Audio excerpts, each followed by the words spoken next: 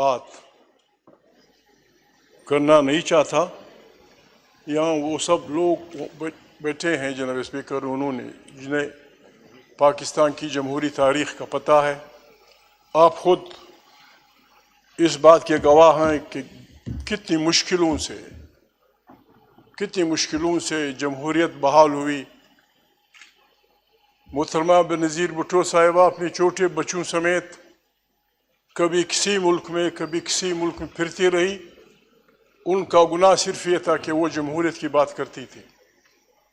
मियाँ मोहम्मद नवाज शरीफ साहब 10 साल तक अपने पता नहीं कितने मजदूरों गरीबों के साथ खारिजी मुल्कों में 10 साल इसलिए बैठे रहे कि उन्होंने ये गुनाह किया था दोनों ने मिल के बड़ी मुश्किल से जमहूरी अंदाज में 58(2)B जिसने हमारी बहुत सी असम्बलियों को निगल लिया था उसका खात्मा किया था।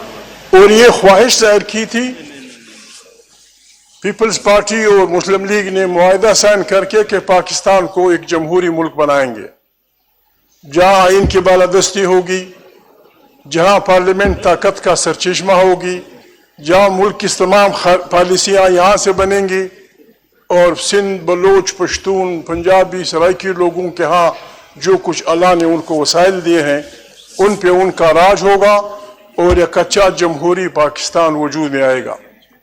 जनाब स्पीकर, जमहूरी और गैर जमहूरी कुव्वतों की लड़ाई पहले दिन से चालू थी, लेकिन जनाब स्पीकर साहब जिस अंदाज में कल जमहूरी इदारों पे हमला हुआ, जिस अंदाज में हमारे पार्लियामान और आइन की बेइज्जती की गई, जनाब स्पीकर ये सारे लोग जहाँ बैठे हैं आप समेत, आपने कम से कम 4 दफ़ा, खुर्शीद शाह ने 5 दफ़ा, बाकी दोनों ने 10 दफ़ा हल्फ लिया है और हल्फ ये लिया है कि हमने पाकिस्तान के आइन का दिफा करना है।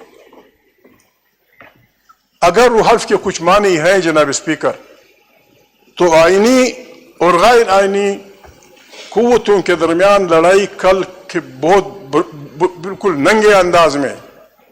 आज जनाब स्पीकर ये वक्त नहीं है कि आप इस एजेंडे पे काम करें, ये आपका इम्तिहान है, ये मेरे पीपल्स पार्टी के दोस्तों का इम्तिहान है, ये मुस्लिम लीग के दोस्तों का इम्तिहान है कि आज के दिन हम आइन के साथ खड़े होते हैं या गैर जमहूरी कुव्वतों के दुमछल्ले बनकर उनके पीछे चले जाने के लिए तैयार है।